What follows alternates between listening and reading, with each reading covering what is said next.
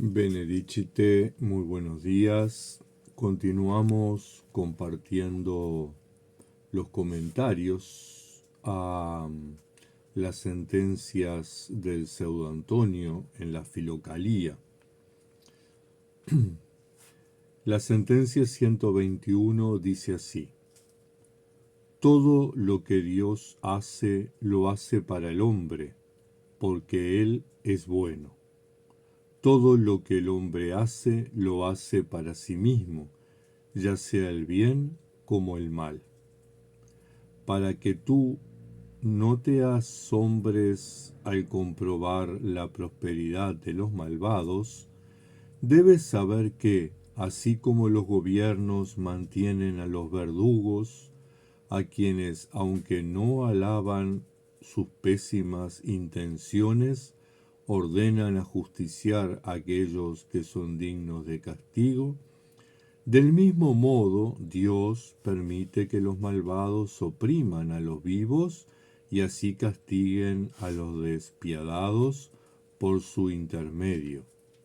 Pero, al final, estos también serán enviados a juicio por haber maltratado a los hombres, no en calidad de ministros de Dios, sino para servir a sus propios instintos.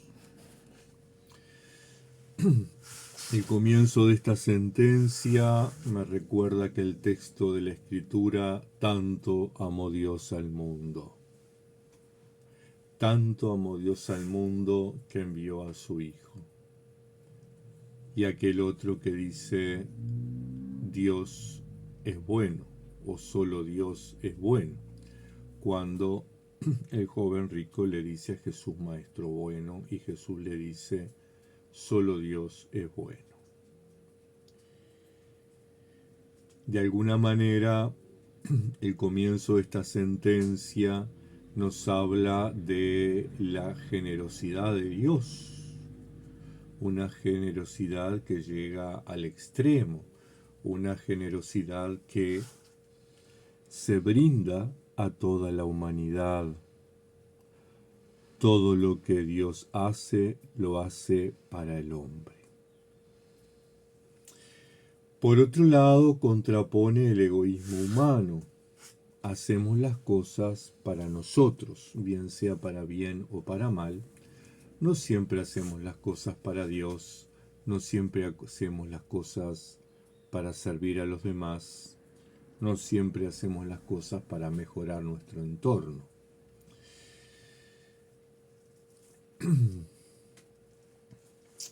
Tal vez la segunda parte de esta sentencia es infeliz.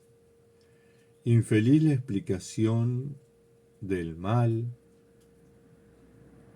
y de sus innumerables consecuencias en los buenos. Infeliz la explicación de injusticia, de la opresión y de la explotación. Infeliz explicación de un Dios justiciero e incompetente. Crea todas las cosas buenas, pero le sale el tiro por la culata y aparece el mal. Un Dios que usa a los hombres para castigar a otros hombres, bien para corregir, bien para condenar. Para luego terminar castigándolo también a ellos, que actuaron como verdugos, cumpliendo sus designios y generados por él.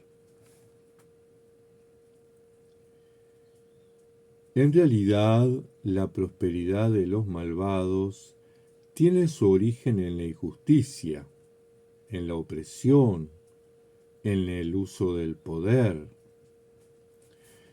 Y su castigo no viene de Dios, sino que es la consecuencia de sus propios actos, de sus propias decisiones, de sus propias acciones.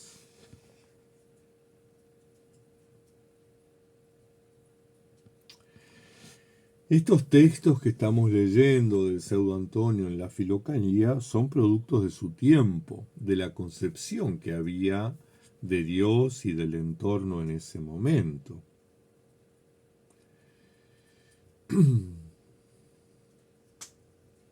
Entonces es importante que podamos explicar desde nuestros contextos el mensaje. El mensaje central de esta sentencia es que Dios ama y todo lo hace por amor, que el ser humano muchas veces es egoísta y muchas veces está condicionado por el entorno de egoísmo y de injusticia en el que vive, en el que se mueve.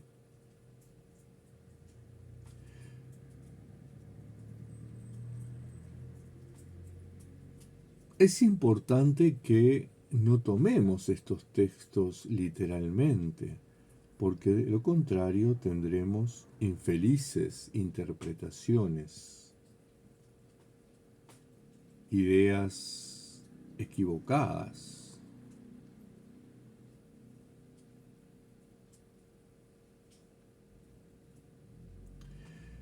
Y caeremos probablemente en una situación de justificar y de esperar que Dios actúe en algún momento cambiando las injusticias de este mundo, porque total, Él ha puesto a estos injustos y malvados para controlar el mundo, para controlar las acciones, para que sean castigados unos y otros. Y nos vamos a quedar sentaditos esperando que el mundo cambie.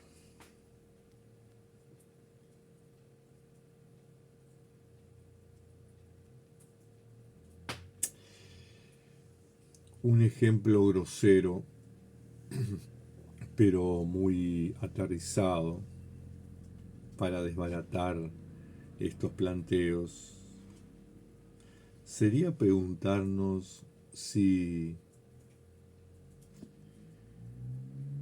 Hitler fue un instrumento de Dios para castigar a los malvados de su tiempo. ¿Verdad que no? ¿Verdad que millones de personas murieron por su injusticia, por su poder desmedido, por su maldad? Y Dios no tuvo nada que ver con eso.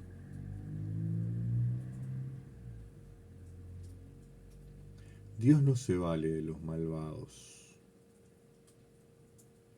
Los malvados existen porque de alguna manera son idólatras, de alguna manera buscan un culto al poder, a la dominación, a la explotación de las otras personas.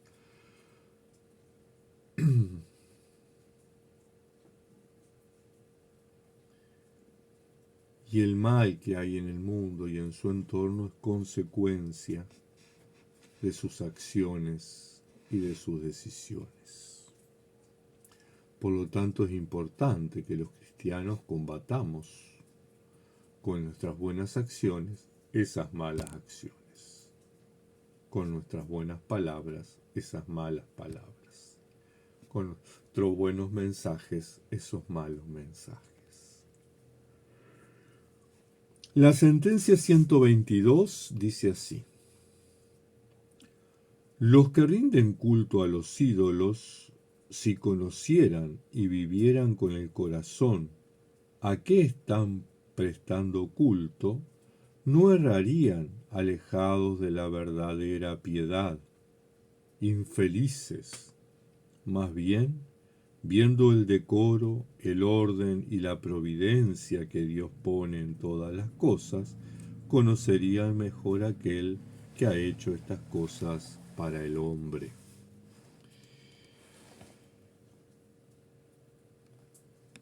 Enfrentados a la idolatría del consumismo que nos propone la tecnología, que nos proponen los medios, las redes sociales, la ideología del individualismo, no te metas, deja que hagan, preocúpate de ti mismo,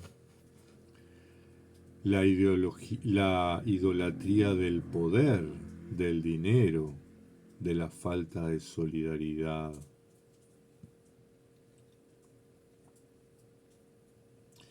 Hoy en este siglo XXI los cristianos estamos enfrentados a estos desafíos, estamos tentados por estos desafíos.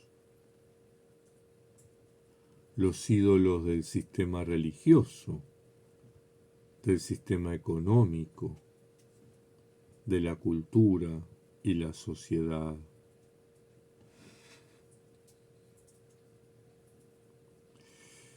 Es necesario conocer mejor a Dios, es necesario conocer a Dios para realizar una ruptura con los ídolos. Y para ello el discernimiento. ¿Qué cosas vienen de Dios y qué cosas vienen de los ídolos que creamos a través de los poderosos, a través de muchas veces de nuestros propios intereses, ¿verdad? Porque cuando yo idolatro la tecnología, idolatro las redes sociales, idolatro el consumismo, soy yo el que estoy promoviendo ese pecado de idolatría. Por lo tanto, es importante el combate espiritual. Es importante poder discernir y combatir esas ofertas que tenemos del medio. Es importante transformarnos, hacer ese proceso de metamorfosis, es decir, dejar el hombre viejo para dar lugar al hombre nuevo, poder transformarnos, poder reconocer en Dios el verdadero sentido de nuestra vida y de nuestra existencia, poder reconocer en las cosas creadas al Dios verdadero y rendirle culto al Dios verdadero. Por eso es importante la ética del Evangelio, asumirla. Tenemos por un lado las pautas del mundo y por otro la ética del Evangelio. Es necesario un proceso de conversión, cambiar la forma de ver, de pensar, de sentir, de vivir. Dejar la idolatría para vivir en el Evangelio de Dios. Y la sentencia 123 dice así: el hombre puede matar, puesto que es malo e injusto. Dios, sin embargo, no cesa de donar la vida, incluso a los indignos.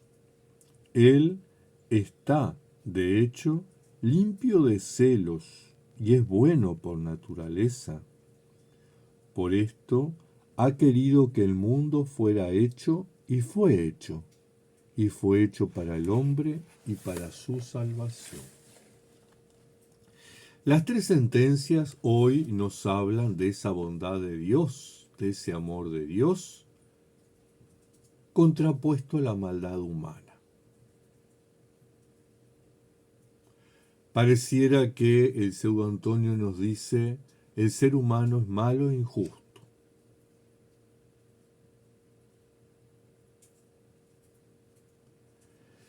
Dios crea el mundo para el ser humano y pone el mundo a su servicio.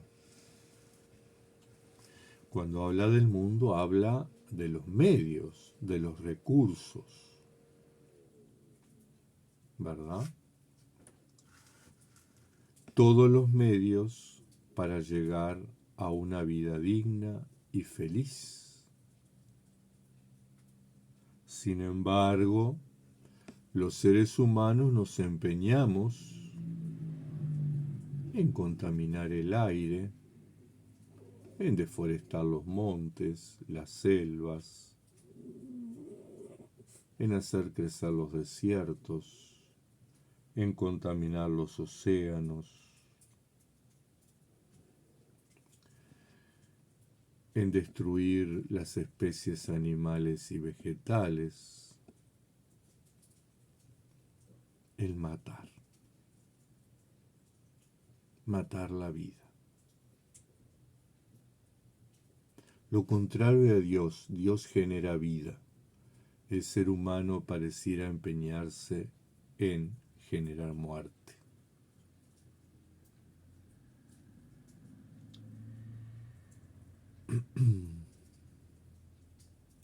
Es importante que en este siglo XXI, en este siglo donde en realidad estamos en este momento en el límite,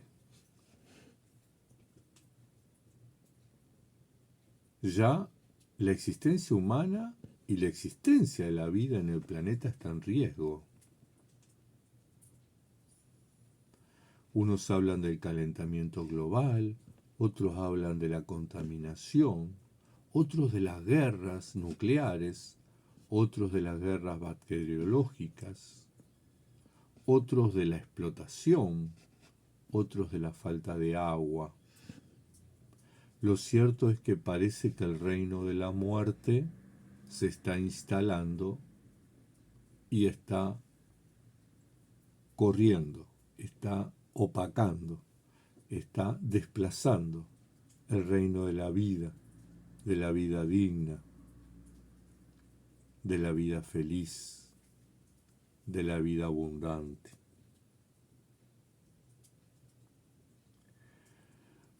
Tal vez hoy la invitación que nos puede hacer el pseudo Antonio es aprender a vivir. Y para vivir se necesitan muy pocas cosas. Tal vez la invitación que nos hace es a redescubrir la vida, a reconciliarnos con la vida. Pareciera que los seres humanos estamos peleados con la vida.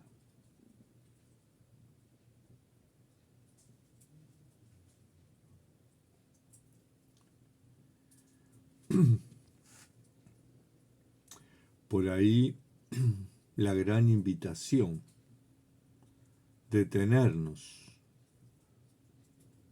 y pensar, papel y lápiz, escribir, ¿qué cosas son importantes para que yo sea feliz? ¿Qué cosas necesito para tener una vida digna?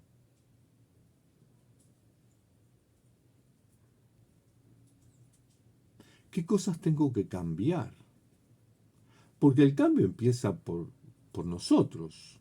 No podemos pretender que un país cambie, que un continente cambie, si no cambiamos primero nosotros. Nosotros cambiaremos luego nuestro pequeño entorno influenciará en el entorno más amplio y así se irán dando los cambios. Pero si no empezamos por nosotros, difícilmente haya cambios en este reino de muerte que hemos instalado los seres humanos, desplazando el reino de vida, desplazando el tanto amor que Dios ha tenido a la humanidad y a la creación. Hermanos, hermanas, es necesario reconciliarnos con la creación, reconciliarnos con la vida, reconciliarnos con la naturaleza. Tengan una muy bendecida semana.